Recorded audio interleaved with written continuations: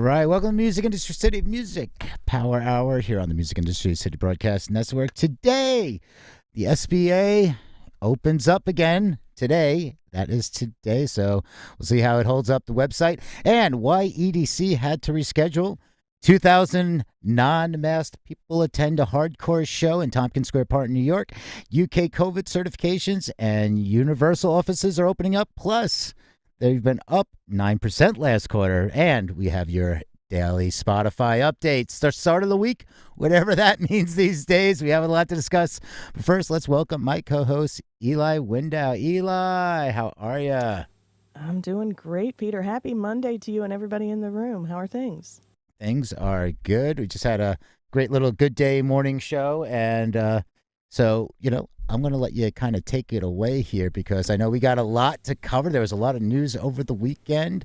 And for anybody, if you want to jump in the conversation, we're going to, just raise your hand and we'll bring you on up to the stage so you can have some feedback on some of the topics we talk about. And, if we miss inviting you, please just raise your hand. That probably means we just didn't see you because we're reading something. So, Eli, over to you. Let's kick it off with this day in history. All right, let's check out what's happened on this day in history. In memory, today in 1997, Ernest Stewart, keyboard player with Casey and the Sunshine Band, unfortunately died of an asthma attack. Molly Hatchet singer Phil McCormick died, age 58, on this day, 2019, in memory. Moving on, happy birthday today to Italian singer, songwriter, DJ, and record producer Giorgio Moroder. Happy birthday today from 1960, Roger Taylor, drummer with Duran Duran.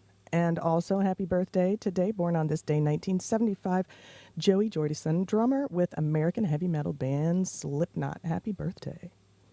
Moving on this day in history, 1982, out on a day's shopping, Rod Stewart was robbed by a gunman of his $50,000 Porsche on Hollywood Boulevard in Los Angeles. Bad day. On this day, 1988, Mick Jagger appeared in White Plains, New York federal court in the copyright infringement case brought by reggae singer Patrick Alley, who claimed the Mick Jagger solo track, Just Another Night, was a plagiarism of his own song of the same name. Alley was claiming $7 million in profits from the track in the suit. During the case, Sly Dunbar played drums to show the court how the beats were different in each song, and Mick sang and played demos of his song to show the court the development of the track. At the end of this week-long trial, Mick Jagger won the case. On this day, 1994, Grace Slick pled guilty to pointing a shotgun at police in her California home. She claimed she was under stress because her home had burned down the previous year. She was later sentenced to 200 hours of community service and told to attend 4 Alcoholics Anonymous meetings a week for 3 months. And on April 26, 2008, Amy Winehouse spent the night in custody after being arrested on suspicion of assault. Police said Winehouse had been in no fit state to be questioned when she arrived at the London station, and she was kept in the cells at that time. The 24-year-old was about to be questioned about an incident. It was said to have occurred 3 days earlier, and after a 38-year-old man claimed that he was assaulted. Tough day for Amy Winehouse, April 26, 2008. And that's it for this day in history. Peter, over to you. Right on. Is it me or is it this day in history sound like there was a lot to do with police, lawsuits, a lot going on there? It seems like maybe there were a lot of full moons on this day in history or something. I'm not sure. Well, we do have our first full moon of the first pink moon. Is that it? Something like that? It's called the pink moon or something's happening. Yeah. So anyway, we'll find out in the weather report. Exactly. There may or may not be a moon. Oh no! I hope I didn't ruin the weather report's surprise. Did you see my notes, Peter? Come on, you stole my line. Right on. All right. Well, with that being said, let's get into the news.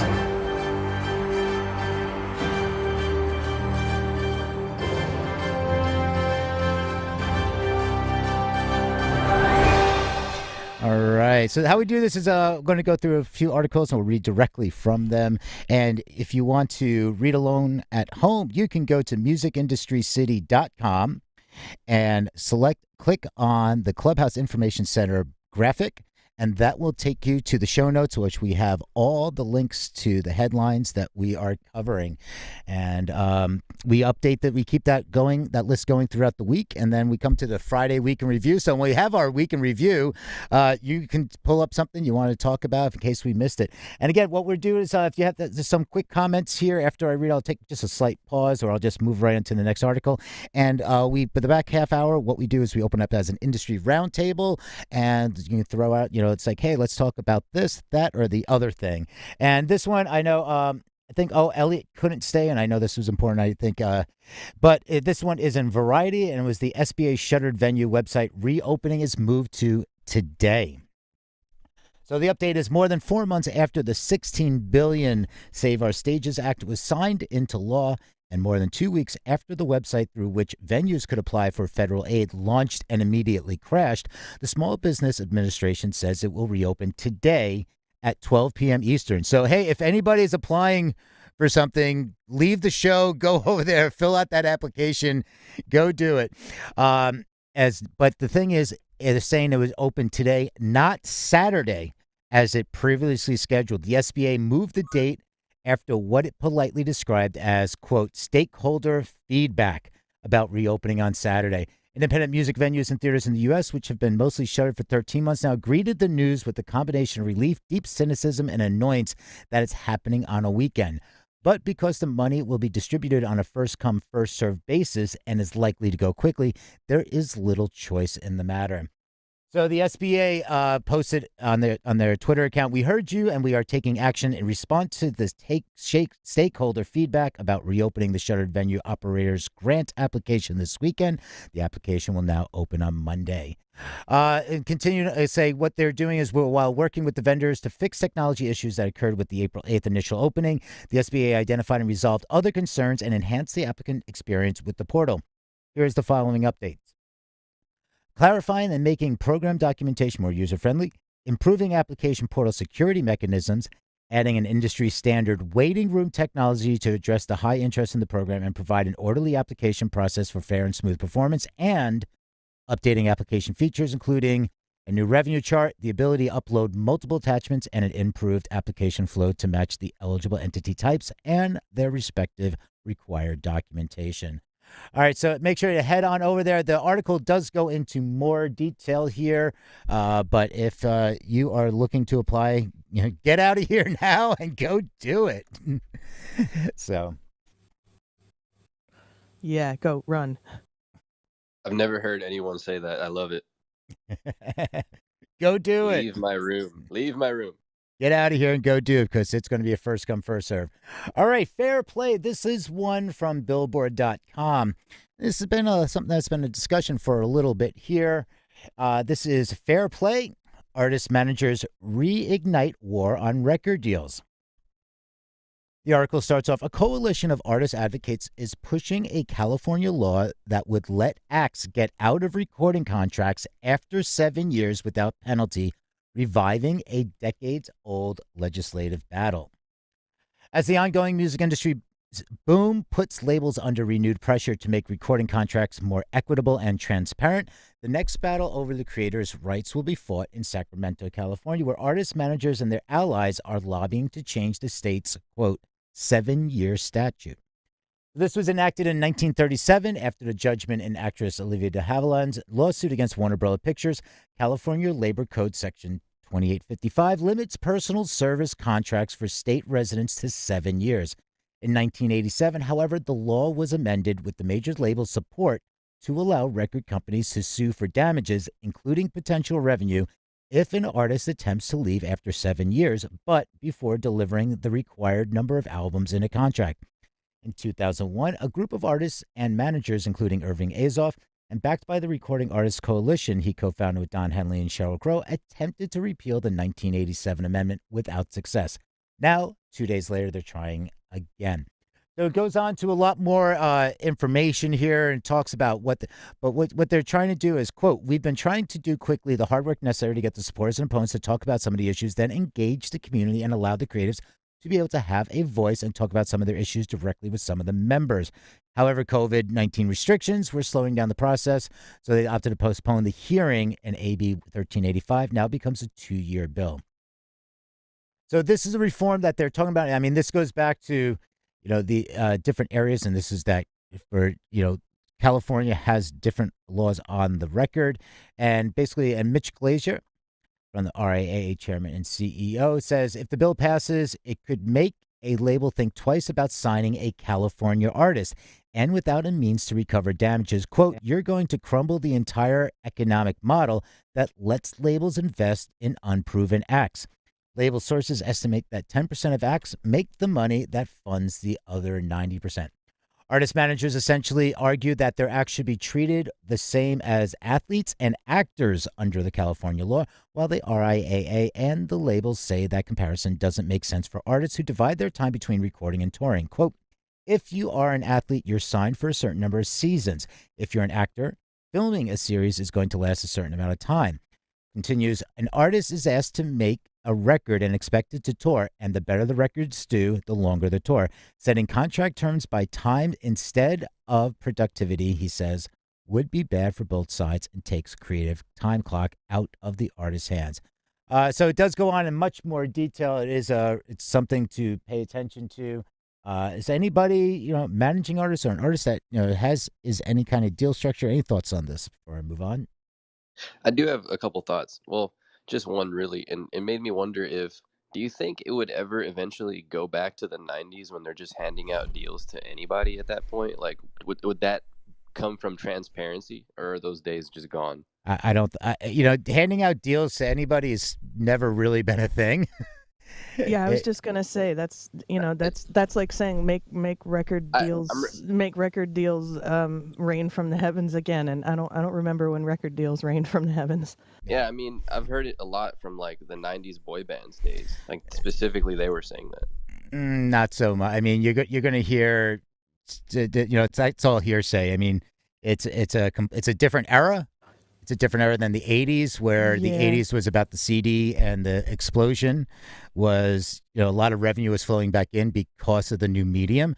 And then A&Rs were signing. I think it was more of a kind of I would say the 80s was more of maybe just, opulence. The 80s was opulent, and there was more signings happening for the one-hit wonders. That's why we'd have that, you buy a CD for $17.99, and there would be one song on it, and people would complain about that. So then there was a pushback along that lines, and they started doing a little more into development, I guess you could say. Yeah, it just feels like it would be easier now to take a chance on an artist with singles being the market, Yeah. Well, they are still doing artist development. So no matter what you hear, if somebody says, labels aren't developing artists, they are.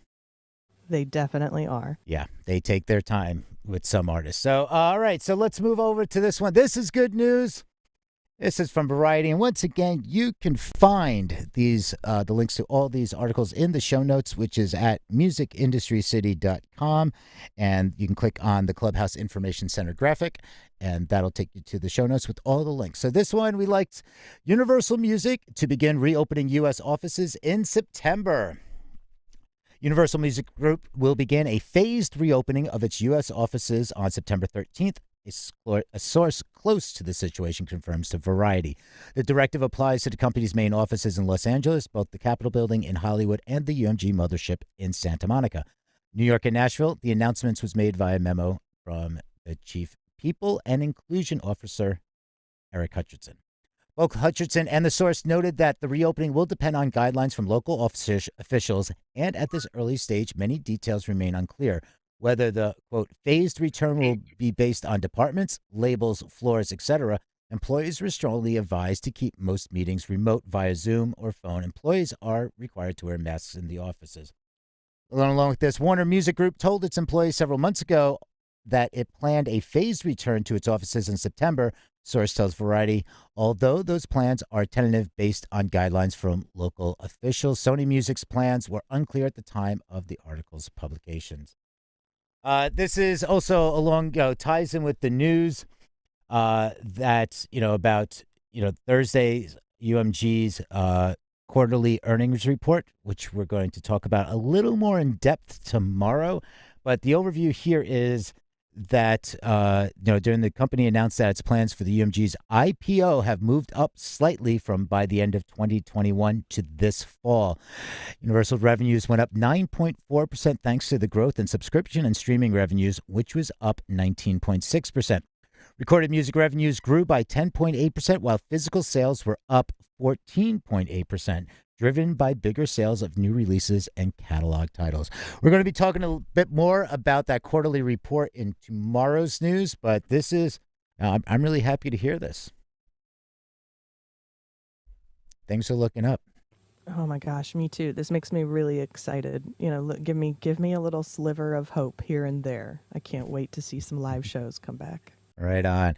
And with that being music. Yeah. And with that being said, good news, but let's check in with the weather.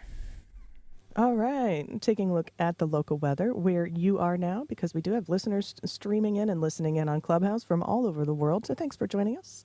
Taking a look at your local weather where you are right now, the historic supermoon that is happening on this date will not be wearing a cape. And that's it for your weather report. Over to you, Peter. Right on. All right. So one of the things that we talked about and that made the news was, Electric Daisy Carnival and in Las Vegas. And there was the big push that they were saying, we are going full steam ahead with this. And then they announced the dates. And then they said, oh, my bad. Sorry about that. And, so things had to change really quick But, there's a lot to be said. And here's from EDMtunes.com. This one talks about how EDC Las Vegas failed to launch in May. So here's a lot of things that, we might not take into consideration, or people who are in this industry, in that sector, really already know. So Electric Daisy Carnival's Las Vegas on then off in May roller coaster left thousands of dance music fans wondering what the heck happened. Why would Insomniac CEO Pasquale Rotella announce that the festival is moving forward next month if it wasn't going to? Well, it's complicated, the article states. Here's a glimpse to what went down in the 12 days between the announcing and backtrack. So day one, and I'm not going to go through every single day again. You can find this in the show notes, but they submitted its first on day one on April 8th, submitted its large gathering COVID-19 preparedness and safety plan to the Nevada Office of Business and Industry. And it's obtained by billboards indicated that Rotella could have pursued a permit for EDC at 50% capacity at the Las Vegas Motor Speedway under the March 12th emergency rule. That would have meant 100,000 fans could attend the festival. However, documents appear to reflect that Insomniac pushed for a capacity of 200,000, saying having an EDC with half that attendance would make throwing the festival financially difficult, sources told Billboard. So the first application acknowledged the 50% capacity rule, and then states officials immediately rejected the application, knowing the governor's 50% capacity rule. But Rotella still posted 3, 2, 1 countdown posts on social media, and he told fans to book your flights. So it goes on day 8 and April 15th and submitted a second application which abided by the 50% capacity rule, and that capped again 1,000 attendees. But he didn't cancel at that point because during the the Nevada Office of Business and Industry representative said that second plan was rejected on April 16th. So things were changing, and then day 13, unluckily for Rotella, the county officials on Tuesday announced they were updating their plan to up the vaccination rate requirement from 50% to 60% of residents. The hurdles then became massive, with Insomniac's second application rejected and the county's new 60% vaccination requirement. Late Tuesday, hours after the county commission approved the increase to 60%, Rotella finally announced that EDC would be postponed to October 22nd through the 24th. It was done with great reluctance. Rotella explained in a social media post that Insomniac had 40 trucks en route to the Speedway, and the lineup had been fully booked, set to announce the following day. All right, so this, it was taking a chance. It was a gamble. And, things like people booking their flights there's some, something to behold about they didn't get the permits. It was rejected twice, and they still didn't cancel it or postpone it. And it's like so people were still under the impression like, hey, we can book flights. Any thoughts on this move? I think it's great. I'm planning on doing some flying soon. Hey, Right on. just a comment. I think what honestly happened in the breakdown of what was going down was that the county switched up their position. I think that at one point, everyone was on the same page, and then at the breaking point, Rotolia and they just had a dispute when it came down to it, and I think it was wrong for them to play on the heartstrings of people, and especially like people who are diehard fans of them because they weren't aware of that of what was really going down. But I think if people were investigating and and really looking into it a different way, they would realize that was going to be the ultimate case. I mean, it was a long shot in the first place. I mean, they talk about day one, and they were saying that they didn't get the permit, and then day 8 they didn't get they got their second permit rejected.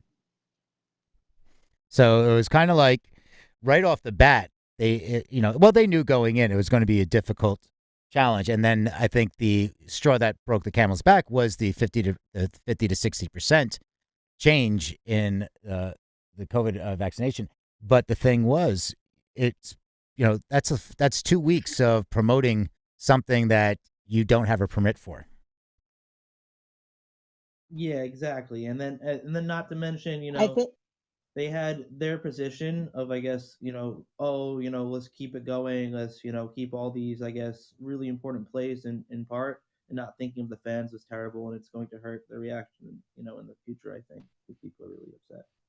Yeah, I mean, we see with the Ultrafest, like the difference between a cancellation and a postponement. And Ultrafest Miami is getting sued because they won't refund tickets because they said it was postponed, and that was twice.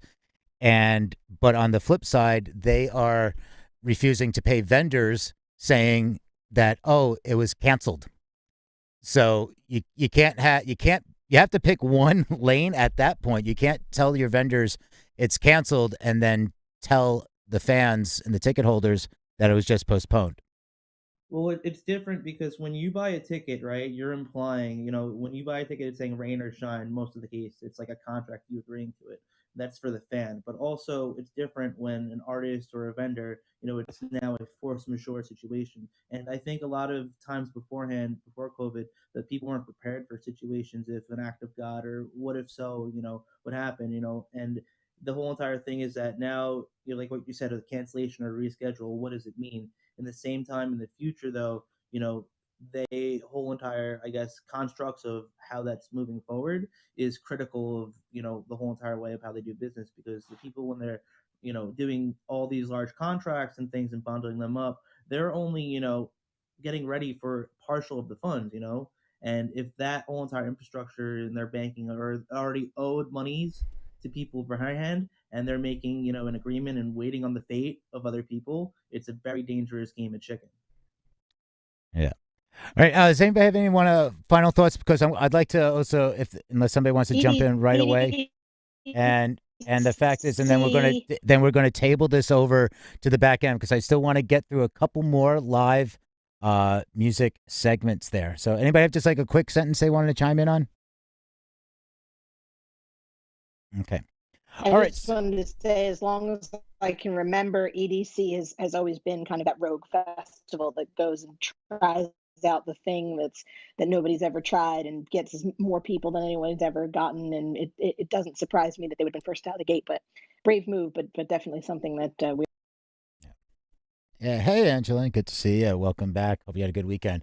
All right. Speaking of live music, over 2,000 people packed New York City Park for a hardcore show headlined by Madball. And this is in metalinjection.net. A hardcore matinee billed as a benefit for concert for the New York City Firefighters Burn Foundation. And what was to technically be the first and easily largest hardcore punk metal or rock show since the pandemic began. In March 2020, over 2,000 people packed the famed Tompkins Square Park in New York City, a stone's throw away from the old CBGBs. And this was a matinee billed as a benefit for the New York Firefighters Burn Foundation. The show was put together by Black and Blue Productions, the same people who threw This Is Hardcore Fest. The show did not charge for tickets, but pointed people to a GoFundMe where they could donate towards a $6,000 fundraising goal, which has been met as of time of this publication. All right, so what this is drawing a lot of outrage from people, and quote, the current law, not quote, but the current law in New York, according to Governor Andrew Cuomo, is that, quote, outdoor venues with 2,500 person and over capacity can begin holding live concerts at 20% capacity. Proof of vaccination or a negative COVID test would be required for entry. Blood Clot frontman John Joseph pushed back at criticism that the show did not follow guidelines. He compared the lack of social distancing to various protests and other public gatherings, saying, quote, for the last year in New York City, there were protests, tens of thousands of people in the streets, some rioting and looting engaging in bias attacks. Nobody said shit. The media condoned it. On 4/20, thousands filled Washington Square Park sharing blunts and weed pipes. No mask. Again, nobody said shit. This was our fucking protest. This was our rally. People came out from all over the country and enjoyed live music. Those who didn't want to come stayed away. Good nobody missed their ass. They were free to live in fear, hide under their table, and talk shit on social media. And this was a lot of, there's a lot of people that are up in arms about this, and there are photos in this article. And you can see a lot the Twitter outrage, but also a lot of Twitter support. And we're talking. If you look at the pictures, it's basically, I think you can see one mask in a sea of thousands of people. Any thoughts on this?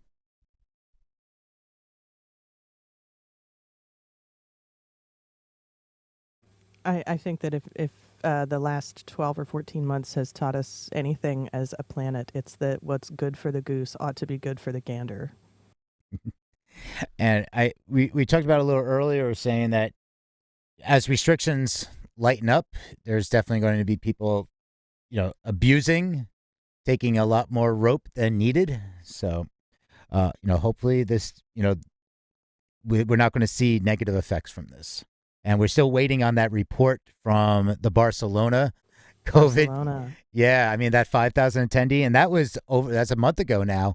And they were supposed to, after 2 weeks, and they were researching, writing the report. They were supposed to submit it probably around April 17th. So hopefully we're going to see that soon. They have announced a full summer schedule of concerts in Barcelona now. Interesting. Yeah. A lot of them are outdoor. But there are some indoor ones. So I don't know if they have those results back and just haven't published them and the city is aware of them, but they have announced a full schedule of concerts through the summer. Do you remember the specific venue that held the concert, and have they announced any shows? Yes, it was the Palau Sant Jordi Arena, which is the Olympic Arena. Just a second. I'm checking their schedule now. All right, we're going to get back to that then. So while we're still talking about overseas, we just have, let's see, what time is it? We have one more. This is from Complete Music Update. Music reps support COVID status certifications, but warn they must be temporary and non-discriminatory. A number of representatives of the UK creative industries have written to Prime Minister Boris Johnson supporting COVID status certification measures in order to reopen venues without social distancing.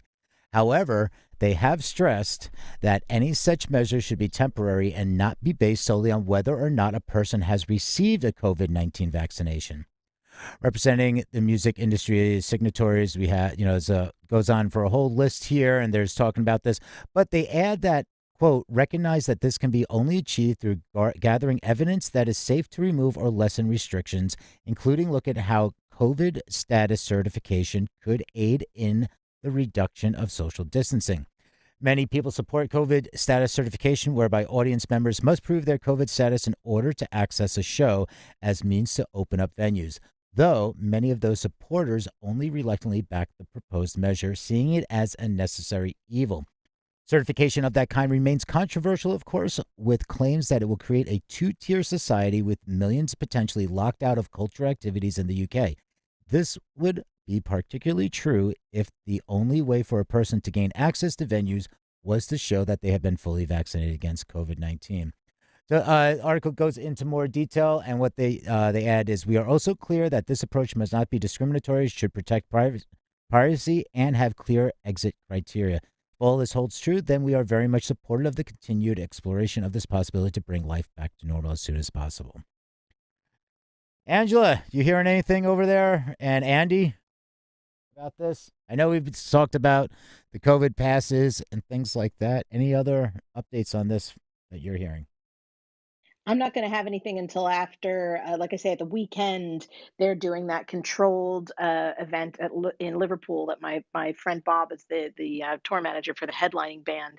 So I'll have more information on the completely maskless control that they're doing. But from everybody that I hear in the industry over here that I've been talking to, bands are starting to release more dates. Obviously, Reading and Leeds are going ahead as of now. There hasn't been any rollback to it yet. And I don't know if Andy's heard more, but it seems like everybody's forging ahead with their fingers crossed, hoping that once we get some data from some of these controlled events, that they'll be able to either say, yes, we can do this at either a different capacity, or as far as I'm told, the 21st of June is still our date for no restrictions, masks off, do as you like, return to normalcy. But that's also provided that everybody that's meant to get their vaccine does. And I'm earliest or the youngest I've heard has been 44 this week. So 44-year-olds and up have all been given them. Very good. Thank you for that. Andy, anything to add to that? Yeah, I don't actually have any news. I think anecdotally, the only ones that I've seen coming up in terms of scheduling are ones that are actually pulling out of June this year and going to June next year, which was a little bit scary. But interesting, the term necessary evils. I think during a pandemic, there's going to be quite a few of those. Right on. All right, we are going to get to just now the Spotify daily update. We have to do the Spotify update. Before we get into our daily Spotify spot, I want to take just a moment and reset our room here on Clubhouse for iOS and welcome everybody to the stage. I want to say also welcome to all of our listeners in the audience and also across streaming platforms. Here at the Music News Power Hour, we are streaming and on Clubhouse live from 12 to 1 Eastern, so you can listen to us not only on Clubhouse, but across several platforms. If there's anything you'd like to add to the discussion, please go ahead and put your hands up, which means something completely different here than it does at the club. But please feel free to put your hand up. We'll be happy to bring you to the stage. We would love for you to join our discussion or share a piece of news that we might have missed. We read the headlines in the top half of the show, and we are about to move into our roundtable discussion where we will open up the floor. Let's quickly move on to our Spotify spot before we open the roundtable, though, Peter. Right on. Let's do it. Okay. Thank you, Eli. We have two quick Spotify updates. I mean, it was really funny. It was, I was looking at Spotify updates, and there's so many, so I had to carry a couple over for tomorrow. But it was one of those weekends or just past few days, so there's a lot going on there. But this one comes from Billboard as well, and this one says is the Spotify stock soars 8% ahead of first quarter earnings. So it starts off. Spotify's shares jumped 8% on Friday, April 23rd, following an analyst buy rating at a $360 price target, a 26.7% premium over the $284,811 closing price.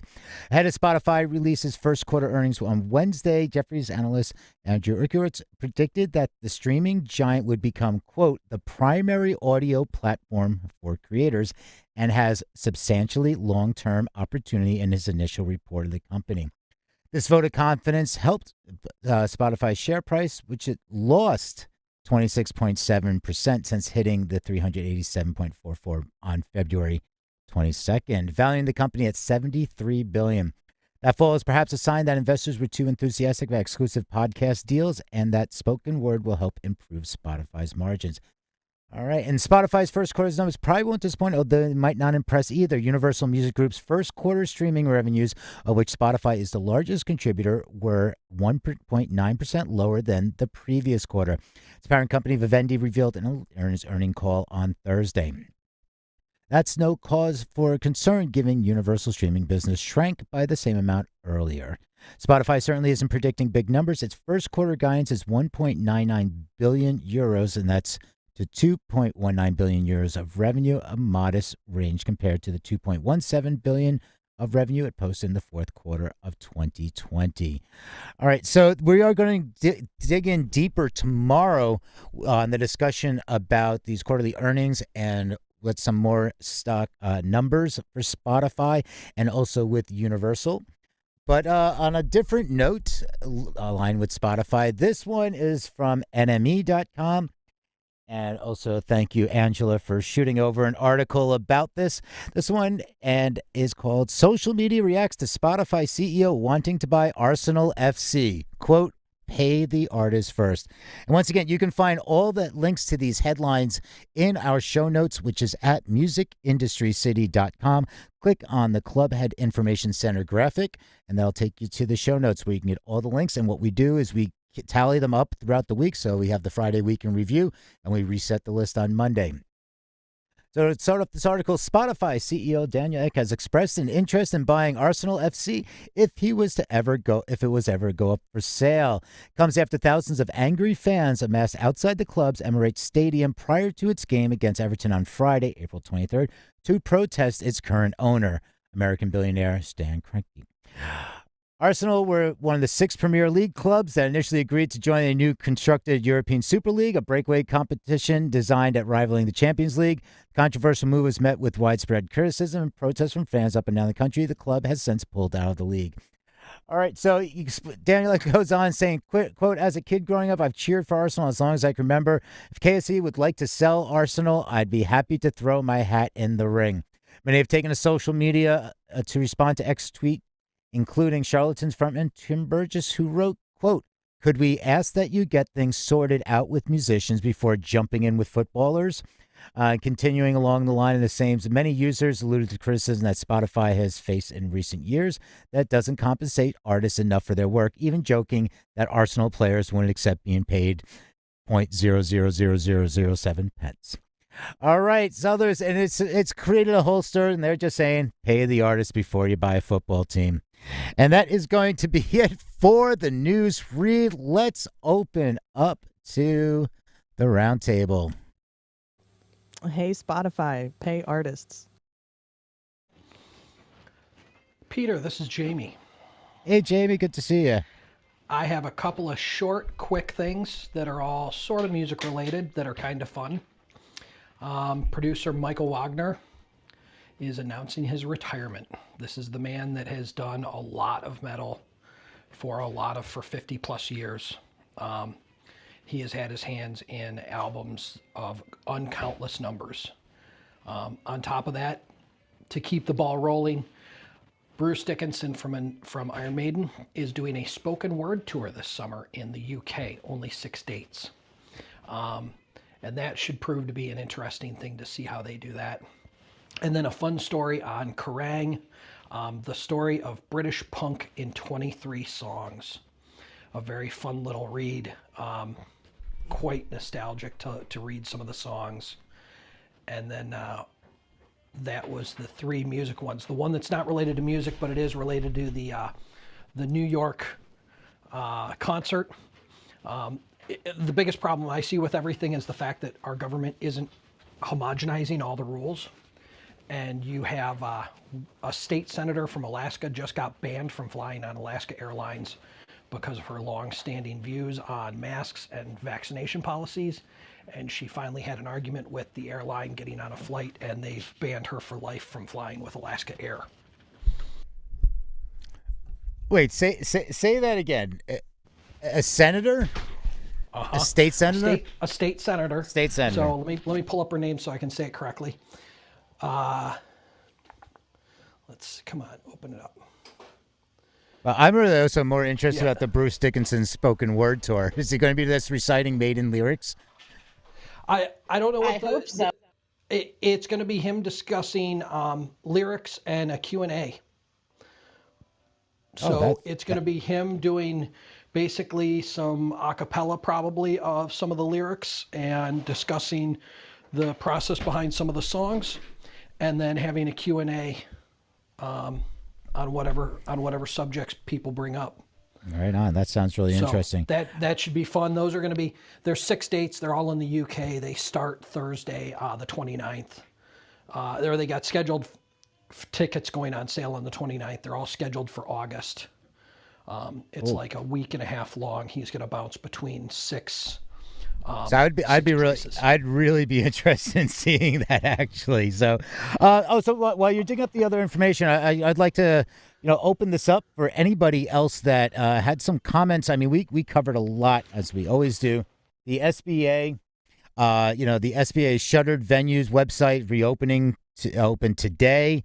The Fair Play, the artist managers reignite war on record labels, and that goes with the in the California, where it is the Fair Play, where they're talking about the 7-year contract that people can get out of. Also in EDC Las Vegas, what went wrong during their failed launch and how they had to reschedule. And also the 2,000 people showed up for a concert in Tompkins Square Park, and pretty much none of them had a mask on.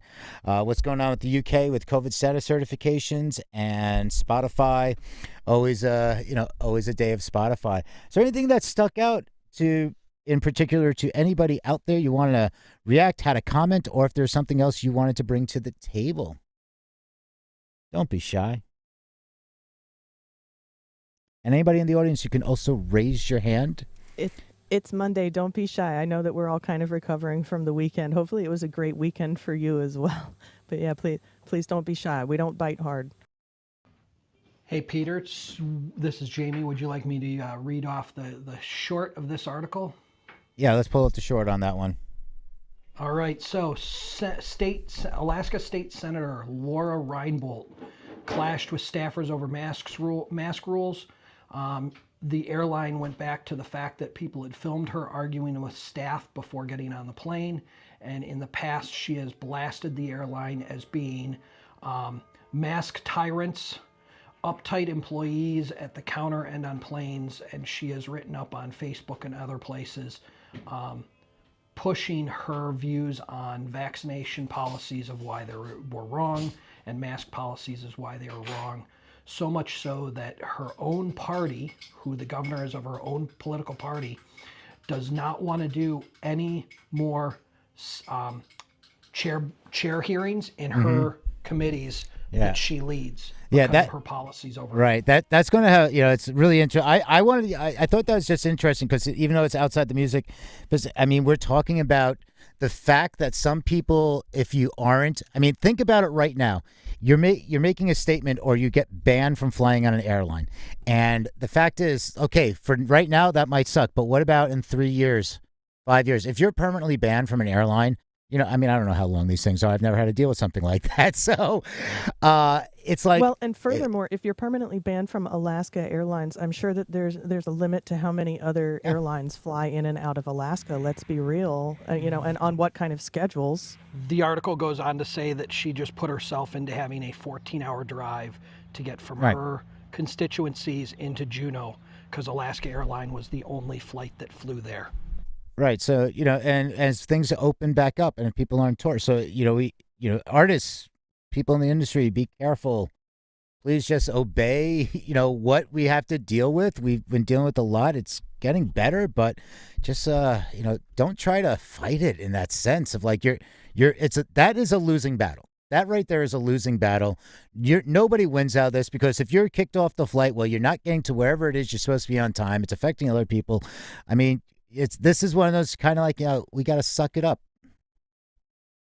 It's still astonishing to me that there isn't a nationwide governing body in America that's been put into place to protect the industry for when tours do start. Because if you leave everything up to the states to manage their individual processes, then you have to learn, 30 or 40 different sets of criteria just to carry out a tour that could last for less time than would even be almost worth it it would take to learn all of that.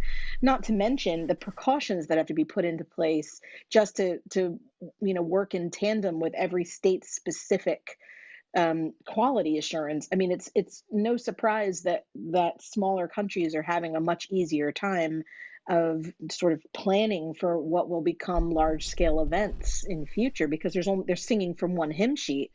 Whereas I feel for you guys. I mean, you could have one set of rules in Texas and another set of rules in Oklahoma and be literally on the other side of the street from each other. I mean, it's not like COVID knows what state you're in. That's how, I mean, everything since the beginning. Hi, this is Wayne. Everything since the beginning of the pandemic has been this way in the US. I mean, it's just ridiculous. Like, all these states have different rules. Half the states care, half the states don't. It's just, it's nuts. And that goes along with the challenge of, you hear it a lot. It's like, how do you compare the U.S. to a Nordic country? I mean, we're talking about there's more people in one of our cities than the entire country. And, whether it's looking at the economic system, like a social democracy, and comparing that to how to, be able to enforce throughout our country a one governing rule when individual states have their own rules. I mean, and the thing is about our states, and without getting too deep into it, all our states have different licensing agreements with the United States in a sense. Look at what Texas really is. If you do some history on Texas is a state in a sense that they could probably just become their own country a lot easier than many other states in the U.S. I mean, it's like a lease. It really, like, I'm really just broad stroking it there, but look into what Texas is. Look into some of these other states, because each have an agreement with the United States, and each one's different. It's a contract.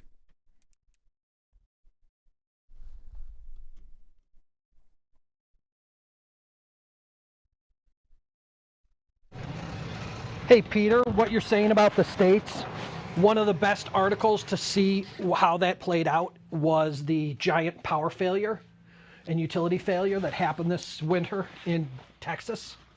It is because Texas opted out of the national shared grid. They decided they did not want to share power transmission and power generation with any of their neighboring states. So they took themselves out of it. That meaning that when they had a demand higher than what they could generate, they had a massive failure. And this is one of the things where the National Utilities Commission had been warning them since the mid-'80s, when deregulation happened, that they needed to bring their systems up to snuff with the rest of the country. And they opted out of that. And they opted out again in the 90s. They opted out again in the 2000s. They opted out again after the hurricane ripped through Houston. And then this winter, they had it fail on them massively to the point where they had people out of power for 70 days. Yeah, I mean, it was crazy what was going on. But that's what, when people talk about the United States, it's 50 independent countries that are maybe interdependent. I guess that might be the word to describe it, as interdependent on the U.S. as a whole country. So anything back on the music side, if anybody's seeing or hearing from their area what is going on with live music, that is always, I mean, this is the barometer that we're kind of going with. Is anybody seeing anything that is changing in their area? I know there's people from around the world here and from different areas, parts of the U.S. in their own country of where it might be. So I wanted to see if anybody else had some updates that they would like to share. And Elliot, Peter, I do know. Well, hold on, Jamie. I think I just saw Elliot in here. Elliot, are you here? I am here for the moment. I am actually on a job site today with an actual band. I wish I could say we had an audience, but we're filming a band in my theater, and it's just good to hear someone tune drums and, tune up guitars and such. And we're going to film them for some corporate event they were supposed to perform live at. But they're going to film their set here and broadcast it at the event in a couple of days. But it's just good to see my crew and see my people and, get a little dirty again. Right, I wish I had more to add on the opening up front, but we're actually going to hear a live band today. Hold up the phone while they're drum tuning. Elliot, I can hear the hi-hats going in the background, and it's making me really excited. Yeah, I popped in earlier, but then, I'm the crew chief here, so I'm getting pulled in different directions. I just, so I'm in and out of the room, but it feels good, to hear that kick drum kind of kick you in the chest, Yeah, there we There go. we go. Yeah, listen to that sound. I wish this app had a video. We could like FaceTime or whatever. Elliot, just hang out and let us listen to sound check. Just for the record, we have a band called Almost Queen. They're a Queen tribute act. They're actually really spot on when they play. So, it'll be familiar music and good stuff. Like I said, I wish I could report we're going to have people in the house, but we're not just there yet. Baby steps, baby steps. Baby steps, yeah. And I did hear the last little bits of that conversation about 50 states might as well be 50 different countries with 50 different governments telling us what's going to go on. And it's, it's frustrating. I wish we had more guidance, but we'll get there. We will get there. I don't know. I'm just happy to hear that drums. Great acoustics. I hear check 1, 2. We're not quite there. Here comes guitars. They're getting there. We're close. I have the uncontrollable urge to start calling focus. It happened. We put a guy up in the truss. We've actually done our Lico focus, and we're going to have a guy on follow spot because we're filming, and so it's all happening. It's coming back. It's like muscle memory. Love it. This is so great to hear. Yeah. Like. This is fun. Yeah. Let's give him a round of applause.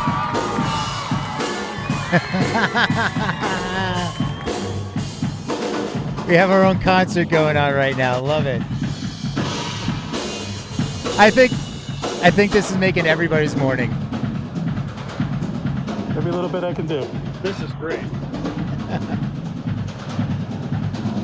I can get closer. I don't know if anybody will be able to talk. But let's do it. Let's just hang out. I'm really, my desk is practically on the stage.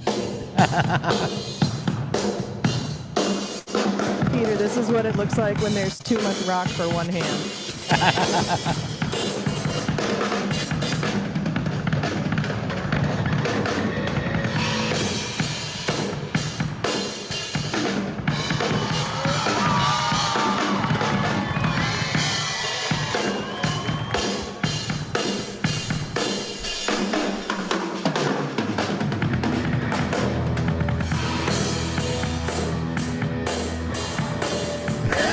This is great. I don't know. Should we just let this ride? We do have to start wrapping up though. Elliot, play us out, keyboard cat. Yeah, Elliot, why don't you just mute out for 1 second? I just want to start doing a wrap up, and then we'll come back to you. We'll close out the show with you live. All right? How's that sound? All right.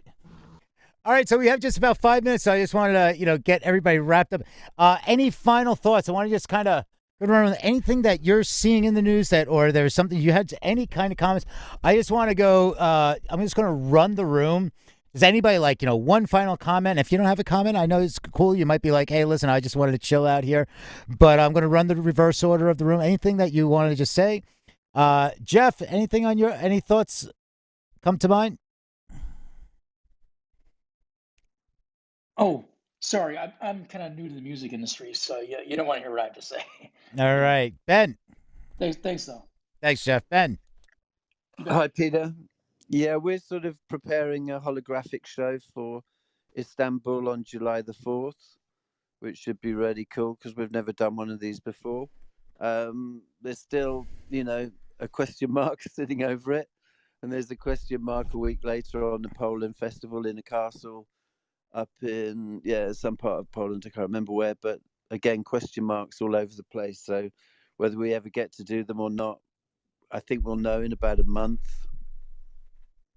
Right Only on. time will tell. Yeah. Thanks, Ben. Mike? Looks like Barcelona's Palau Sant Jordi Arena has concerts starting on May 22nd, almost every weekend through July, and they are all Spanish artists, but big ones that can sell out. Right on. Thanks, Mike. Greg? All right. Thanks for the update on that. Greg? Hey, guys. I found you on YouTube. How's it Peter look? Looks a little different. Peter looks a little different than his icon, but it's weird to see my face on YouTube. Let me just scroll you back up into the frame there. How do you think I feel, Greg? Well, you guys are on a bunch of platforms. I'm interested in learning a little bit about this technology. I see Twitch also. Oh yeah, we're on about But 8 different live stream platforms right I now. can't even name 8. I can't even name 8. Someday you'll tell us how that magic works. So thank you guys. It's a secret sauce. That's a whole separate room, though. There's a lot to it. That's a whole separate room. We'll have to do a separate room on that. A Joe live Cat, any streaming. final thoughts Hold on, for wait, us? sorry. Yeah. Live streaming room, Eli? Would you like to hold a live yeah, streaming? Well, I mean, I have my live streaming room, but we'll have to do a separate room on Peter's live streaming techniques. Joe Cat, any final thoughts for us as we wrap these final few moments of the Music News Power Hour today? I will leave you guys with a quote. Music is the wine that fills the cup of silence. Beautiful, Nice. beautiful, beautiful. Yes, it is indeed. Wayne, we're wrapping up. Any final thoughts for us? Just wanted to say thanks to Peter for hosting these Music News Power Hours. This is really, really great. Admittedly, I'm not nearly as business oriented as I need to be. I'm trying to work on that. So this is a great way to learn about what's actually really going on in the industry, and I really appreciate it. It's great to have you, Wayne. Thanks for joining us. It's always great to have you as part of the discussion. Thank you. Thanks. Lindsay, any final thoughts for us? It's good to see you too. Hey, I actually was at Berlin for a show on Friday with the 25% capacity, which was quite interesting. So, but yeah, I'll leave it with that. Were there masks in place? Yeah, everyone was really well. The whole issue with concert things is as soon as someone goes towards the front of the stage, then obviously another person will think, well, then I can do that. And that quickly happened, but it wasn't enough people or like a crowd that was like very rowdy, at least, type of thing. But it was still enough to make me and the sound guy cringe if there was video and it said Berlin on it for them to get shut down, type of thing. And they didn't have any food when they said you had to buy food, just as a legal thing. It was just kind of like, okay, guys. But they had everything else, I mean, considering it's Berlin, done pretty well. Right on. Interesting. All right, let's move on. Jamie, thanks for joining us today and for the updates that you brought to us. Any final thoughts for us? We are wrapping up this Music News Power Hour. Well, I'm waiting to see what happens with the NFL experience, the NFL Draft Theater, and the draft in Cleveland. They're expecting 50,000 people, 3 nights of shows in a vaccine-proof area. So you have to prove vaccine to get into the area, and that area is being done as a VIP and ticketed event that is running through the NFL One Pass system. So it's outside of the standard Ticketmaster everything. You always bring me something to make me curious. I can't wait to hear more about this, Jamie. I can't wait to talk to you more about this. Thanks. I just want to know what the bells are. People there every day. Yeah, Wow. I hear the bells ringing. That must mean we are almost about to wrap this Music News Power Hour. Angela, That would any be 1 final o'clock. thoughts? Yeah, any final thoughts for us from our UK consultant? I'm just going to keep you posted on this weekend's events. I'm really hoping that show goes off without a hitch and that we get some good data, because if we can make it happen, y'all can make it happen. Yes, yes, yes, yes, yes. Thank you. We're waiting for an update too. We're hoping for great news. Thanks for keeping us posted. Andy, any final thoughts from you? I think hopefully we'll look back in a year and think, wasn't that a moment when we all got that breath of fresh air hearing a band setting up? Yeah, we're going Oh to my cut back gosh. to Elliot in just a moment. I just put 2 minutes on the clock for overtime because, it's just like a football match.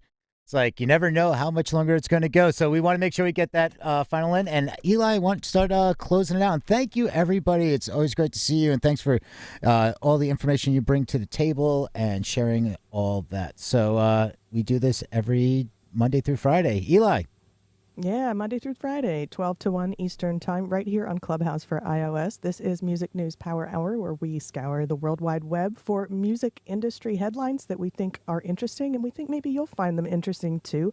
We open up the back half of the show for a roundtable discussion, so please do join us weekdays 12 to 1, where we check out music news headlines and open our roundtable discussion. Thank you so much to everybody who is tuning in with us today across multiple streaming platforms, and to everybody who is joining us on the stage here for our discussion. Let's take it out with Elliot, and we will see you tomorrow for Music News See you Power tomorrow. Hour. Take it away, Let's do Soundcheck. it. Elliot, sound check. Here's the big cheers. Yeah.